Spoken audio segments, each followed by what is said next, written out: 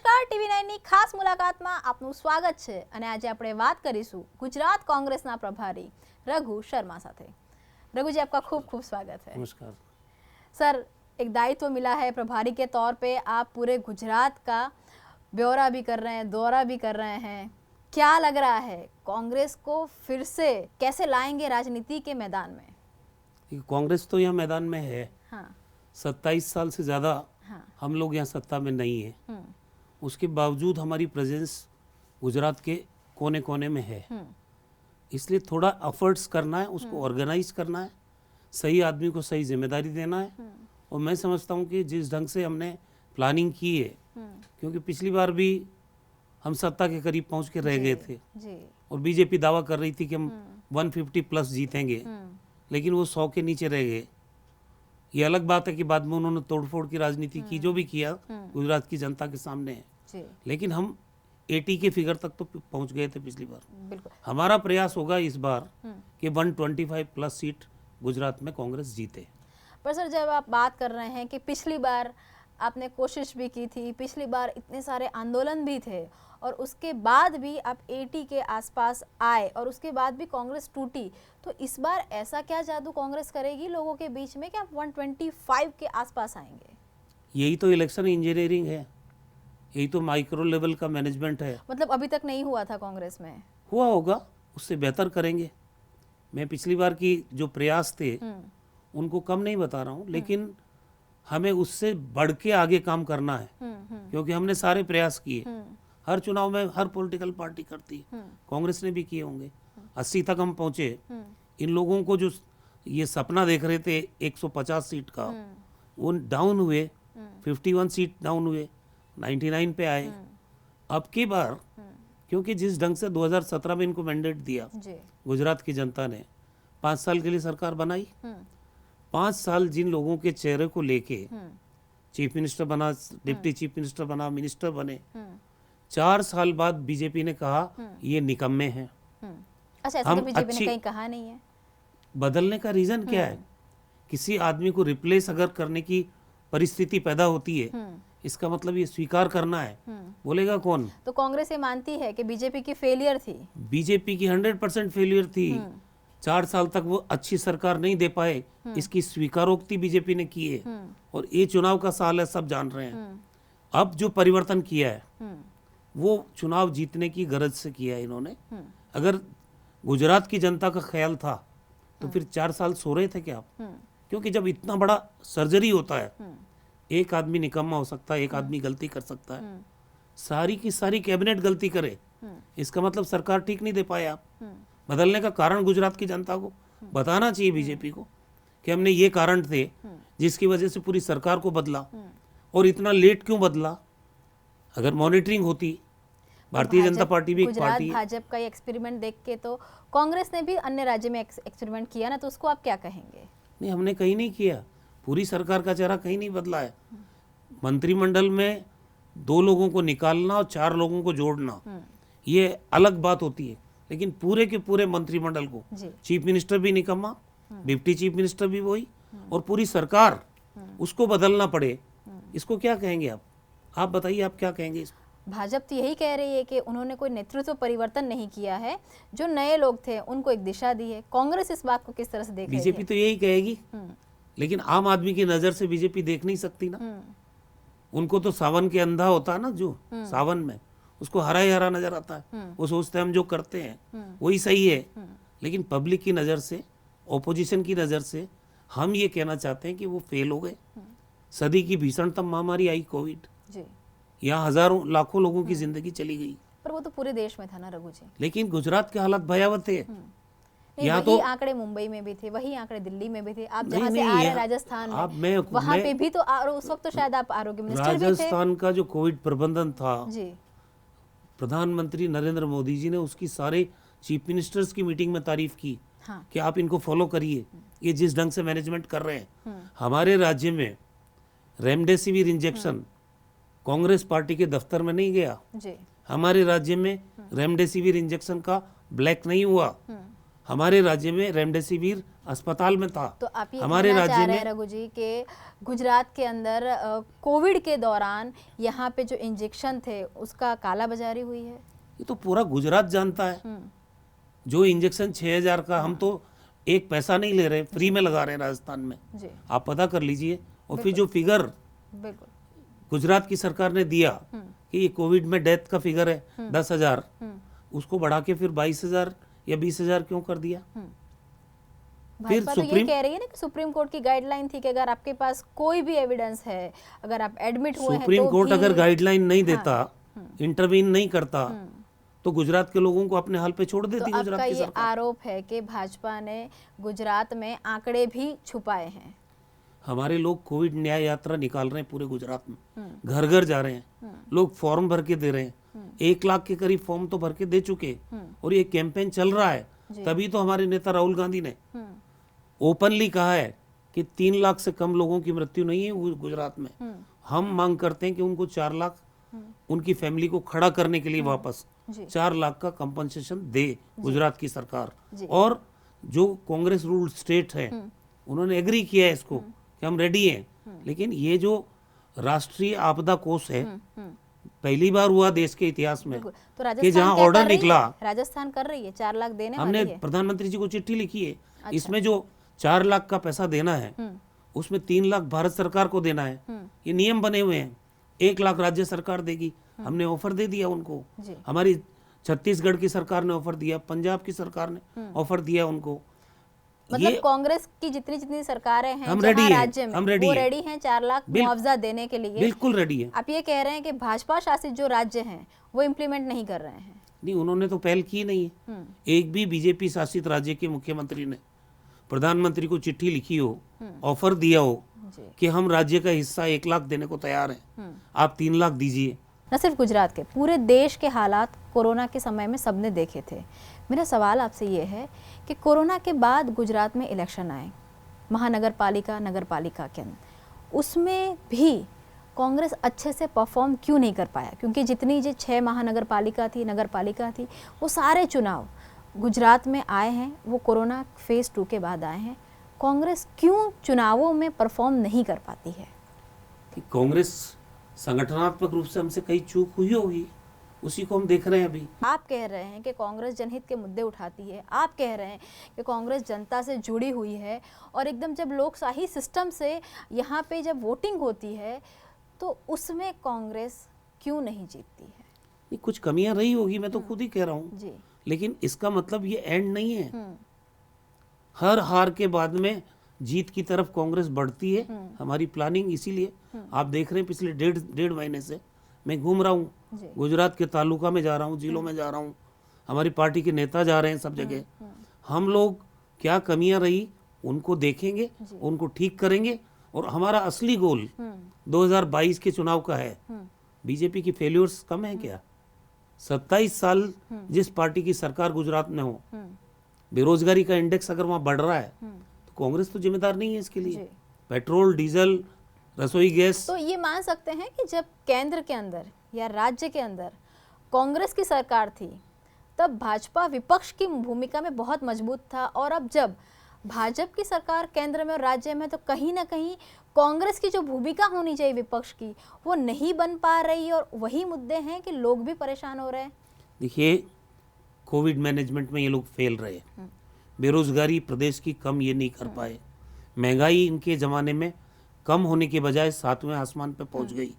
आज शिक्षा का बजट डबल करना चाहिए था, क्योंकि इस प्रदेश में गरीब लोग भी रहते हैं, इसमें मध्यम वर्गीय परिवार भी रहते हैं, यहाँ पे हर वर्ग का आदमी है जिसको सरकार की तरफ से शिक्षा की व्यवस्था की जानी चाहिए। पैसे वाले लोगों के लिए व्यवस्था है जी। इसी तरह चिकित्सा की व्यवस्था, उसको मजबूती देने का काम है। आज बार बार पेपर लीक हो रहे हैं। जो पेरेंट्स जिनकी हैसियत नहीं है, बिल्कुल 2-2, 4-4 लाख रुपए खर्च करके अपने बच्चे को कोचिंग करवाते हैं, मेहनत करते हैं, यहाँ आके वो परीक्षा देता है वो, और वो लगातार पेपर लीक हो जाए 9 बार, कितना बड़ा जुल्म है। मैं तो ये मांग करना चाहता हूँ आपके चैनल के माध्यम से कि जरा सी संवेदनशीलता भारतीय जनता पार्टी की सरकार में बची है। तो जो 1.5 लाख लोग अभी जो पेपर लीक हुआ लेटेस्ट, 1.5 लाख लोगों ने पेपर दिया है वो। उनके परिवारों की हालत पूछो जी। कि तुम्हारा कितना पैसा खर्च हुआ है, उनको आप पैसा कंपनसेट क्यों नहीं करते हो? गलती आपकी है, वो सजा वो परिवार भुगतेगा। बिल्कुल ये लगातार हो रहा है। रघु जी, यही पेपर लीक पे ही मुझे आपसे और भी बात करनी है। हालમાં समय થયો છે એક વિરામનો। બ્રેક બાદ ફરી એકવાર આપ સૌનું સ્વાગત છે। रघु जी, जो हम बात कर रहे थे पेपर लीक की, स्वाभाविक है बहुत ही बड़ी ये कह सकते हैं, ये हम डेंट कह सकते हैं, या तो काफ़ी सारे युवाओं के फ्यूचर के साथ एक भद्दा मजाक भी हम कह सकते हैं जो सिस्टम से हुआ है।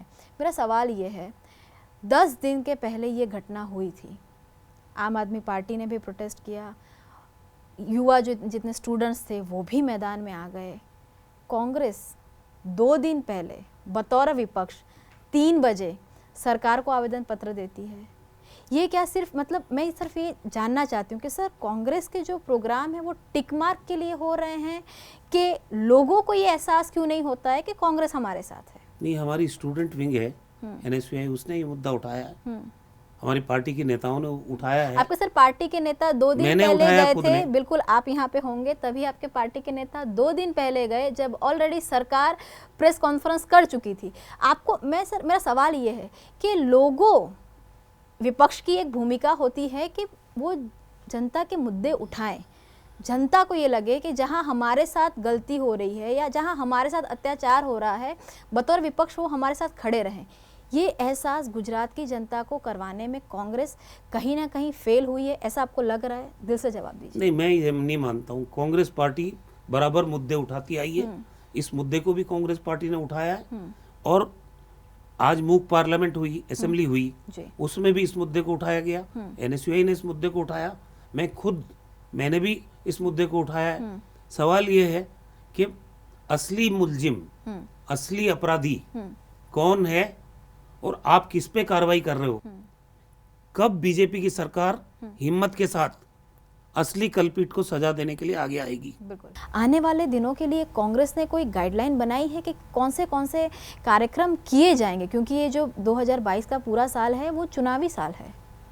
100% एजुटेशनल प्रोग्राम होंगे, आंदोलन करना होगा, आंदोलन करेंगे, गिरफ्तारी देनी होगी, गिरफ्तारी देंगे। आज मुद्दे इतने ज़्यादा हैं गुजरात में, हमारी भी जिम्मेदारी बनती है। हम प्रतिपक्ष में हैं, लेकिन हम जनहित के मुद्दों पे अपनी भूमिका से मुंह नहीं मोड़ सकते। इस बात का एहसास कांग्रेस पार्टी को है। कि मगरमच्छ बच जाते हैं, मछलियां पकड़ के छोड़ दिया जाता है। यही कह रहा हूं मैं, ये पेपर लीक में भी यही हो रहा है, मछलियों पे कार्रवाई हो रही है, और जो असली लोग हैं, बड़े लोग हैं, वो पकड़ से बाहर हैं। क्यों बचाना चाह रहे हैं? कौन है इसके पीछे? कांग्रेस ये आरोप लगा रही है कि वर्तमान सरकार है वो हर मोर्चे पे फेल है। 100%। जब महंगाई बढ़ रही है, बेरोजगारी बढ़ रही है, शिक्षा की व्यवस्था नहीं है, चिकित्सा की व्यवस्था नहीं है, पेपर लीक हो रहे हैं, और उसके बाद आप मुआवजा ढंग से दे नहीं रहे हो, अलग अलग यार्ड से दे रहे हो, तो फिर मुद्दा कौन सा रहता है एक आम आदमी का? तो ये सारे मुद्दों को क्या आप इलेक्शन में एनकेस कर पाएंगे? हम जनता की आवाज बनेंगे और ये मुद्दे उठाएंगे। गुजरात के एक एक तालुका में आपको आने वाले समय में इन्हीं मुद्दों के साथ कांग्रेस खड़ी नजर आएगी। ये मैं ये भी जानना चाहती थी, क्योंकि आप काफ़ी अभी प्रवास कर रहे हैं और आपने ये भी बोला कि हमारी जो चूक रह गई होगी उसको हम आने वाले दिनों में सुधार करेंगे। आप जब से आए हैं, क्या आपने कोई स्टडी की है कि आखिर कांग्रेस में ऐसी क्या कमी रह जाती है, या तो कहाँ कहाँ गलतियाँ हुई अभी हैं? वही रिव्यू हो रहा है, डिस्ट्रिक्ट वाइज, तालुका वाइज। मैं खुद बैठ रहा हूँ रोज, कम से कम 8-8, 9-9 घंटे हम बैठ रहे हैं, सबसे बात कर रहे हैं। हमारा संगठन का कुछ कॉमन पॉइंट आ रहे हैं कि कहाँ चूक रह जाती है? देखिए, ये तो हमारी पार्टी का इंटरनल मैटर है, इसको मैं प्रेस के माध्यम से तो नहीं बोल सकता, लेकिन हमें मालूम है कि हमें कहाँ सुधार करना है, सेंध कहाँ पड़ी है। यस। तो उसको कैसे बदलेंगे? आप समय आने दो, आने वाले 2-3 महीने में आपसे खुद से मैं मिलूंगा, और आप कहोगे कि कांग्रेस के ढांचे में आमूलचूल परिवर्तन हुआ है, नया संगठन खड़ा हो गया, ये ग्रास रूट तक इसकी सोशल इंजीनियरिंग के माध्यम से हमारी टीमें खड़ी हो गई, तब तो मानेंगे कि हम लड़ने के लिए तैयार हैं। गुजरात की जनता को ये लगना चाहिए ना रघु जी, क्योंकि जो वोट है वो जनता देती है। जनता को ही लगेगा ये, मैं चैनल को नहीं बताना चाह रहा हूँ। गुजरात की जनता को एहसास होगा जब ग्रास रूट पे इन मुद्दों को लेके कांग्रेस का कार्यकर्ता सामने खड़ा होगा, गुजरात के हर तालुका में खड़ा होगा, पर हर रघु शहर जी- में खड़ा होगा, जी जी तो गुजरात की जनता ही तो रहती है वहाँ। रघु जी, लेकिन आपकी ही पार्टी में से बार बार आपके सीनियर लोगों से भी मैं मिलती हूँ, आपके जो वर्कर्स हैं उनसे भी मिलती हूँ, उनका एक कॉमन उनका एक कयास ये आता है कि इलेक्शन के टाइम पे जो आप कैंडिडेट चूज़ करते हैं, आधा मार तो कांग्रेस वहीं पे खा जाती है। कैंडिडेट को लेके जो लड़ाइयाँ होती हैं, आधी तो आप जंग वहीं पे हार जाते हैं। इस बार कैंडिडेट के चेहरों के लिए कोई क्राइटेरिया डिसाइड किया गया है? क्राइटेरिया से कभी चेहरों का चयन नहीं होता है। तो कैसे होता है? इलेक्शन में तो विनेबिलिटी एक क्राइटेरिया होता है। जीतने वाले चेहरों की तलाश होनी चाहिए, हमारे को भी वही तलाश है, और हम ढूंढेंगे कि जो आदमी बेस्ट पॉसिबल कौन है, जिसको जनता भी चाहती हो, जिसके साथ वर्कर भी हो और जो जीत भी सकता हो, उसी प्रयास में हम काम कर रहे हैं। हमेशा ये देखा गया है कि आपके वहाँ कैंडिडेट का जो चयन प्रक्रिया होती है, यहाँ पे भी आपके लोग बैठते हैं, आपकी कमेटी बैठती है, लेकिन फाइनल तो ना हेडक्वार्टर से, दिल्ली से ही होता है, दिल्ली दरबार से, और फिर यहाँ पे नाराज़गी आती है, और यहाँ पे फिर वो जो चुनाव होता है वो रिवर्स गियर में चला जाता है। इस बार कोई नया मॉडल इम्प्लीमेंट करना चाहते हैं? ये जो चयन के बाद में नाराजगी की बात आप कर रहे हैं, ये कांग्रेस पे ही लागू नहीं होता, हर पॉलिटिकल पार्टी पे लागू होता है। बीजेपी में कौन से माला पहना देते हैं जाते ही, पर बीजेपी जीत जाती है ना, ये तो कांग्रेस हार जाती है। ये कैंडिडेट के ऊपर डिपेंड करता है कि वो किस तरह से परिवार के लोगों को एक साथ लेके चलता है, कैसे जनता का विश्वास अर्जित करता है। हम हर जगह तो नहीं हार रहे, हम बहुत जगह जीत भी रहे हैं ना। नहीं, मैं इसलिए आपकी बात, देखिए गुजरात के लिए मैं इसलिए बात कर रही हूँ कि गुजरात में काफ़ी अरसे से, या मैं ये कह दूं कि कांग्रेस नहीं है, या तो मैं ये कह दूं कि बीजेपी शासन कर रही है, इसलिए सवाल जो उठ रहे हैं यहाँ पे कांग्रेस के अस्तित्व को लेके उठ रहे हैं।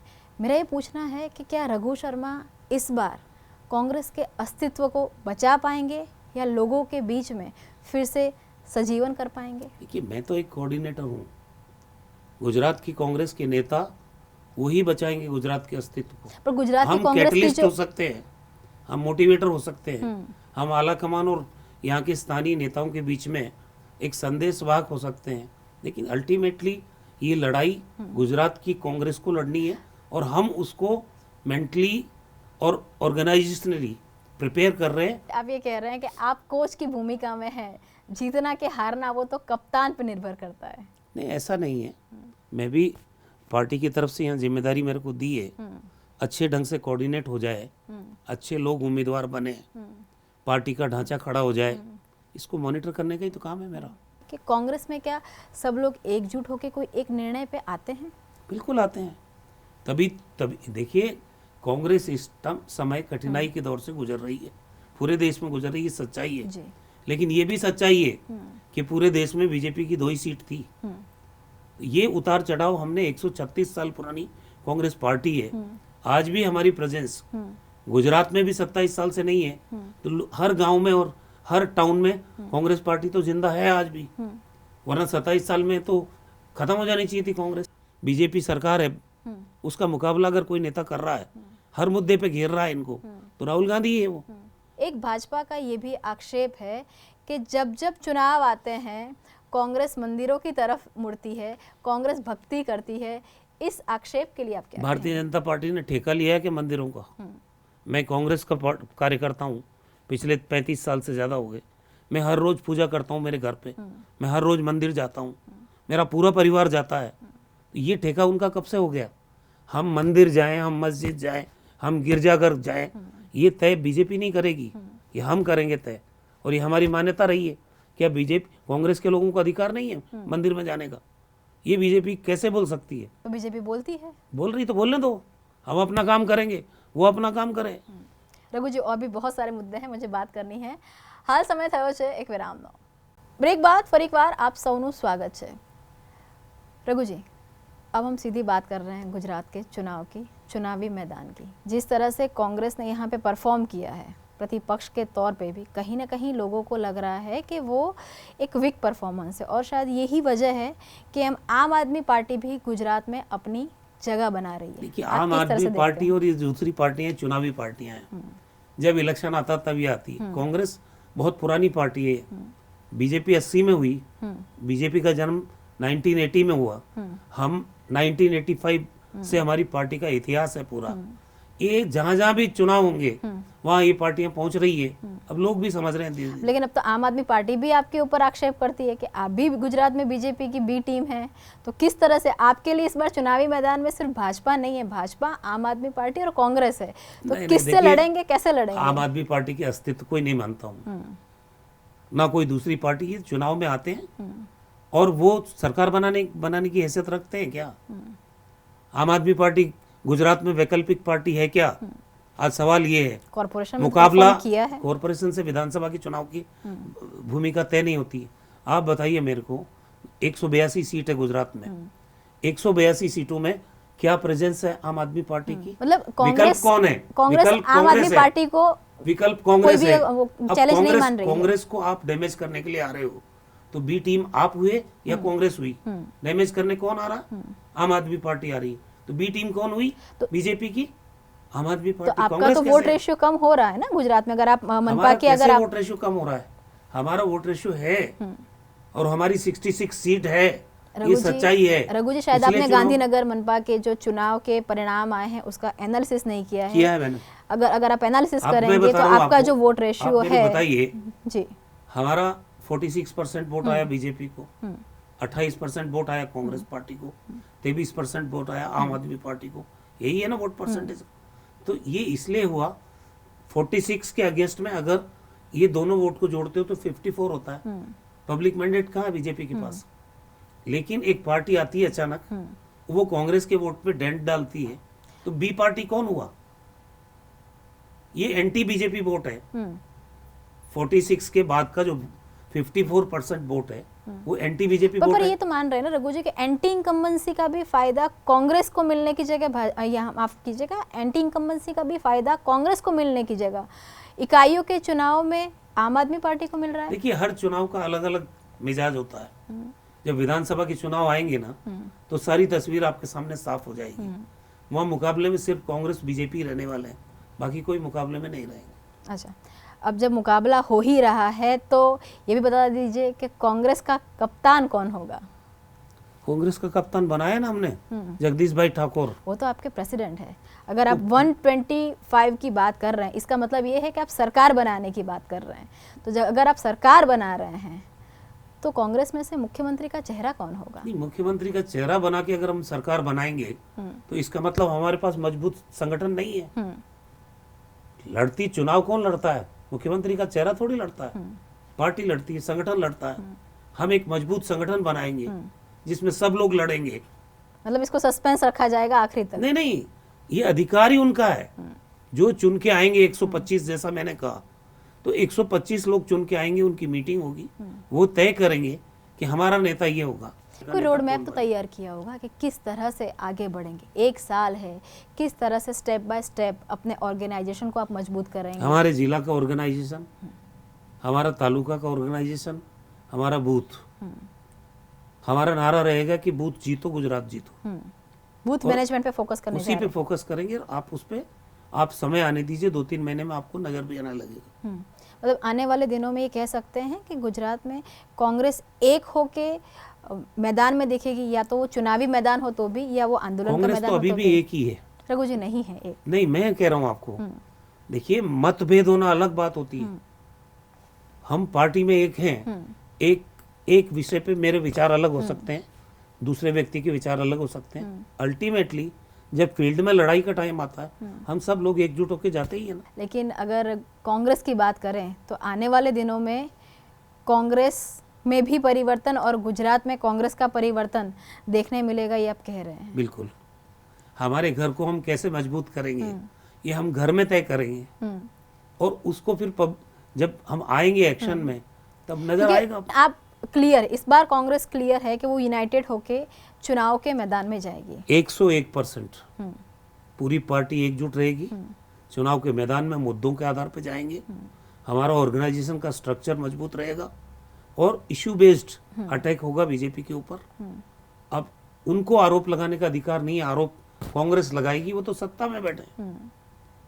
वो अपनी उपलब्धि बताएं, आरोप लगाने का काम कांग्रेस पे छोड़ दे। मतलब इस बार आपको परिवर्तन की उम्मीद है? बिल्कुल, उम्मीद पे दुनिया कायम है। अगर उम्मीद नहीं होगी तो कैसे आगे बढ़ेंगे बताइए आप।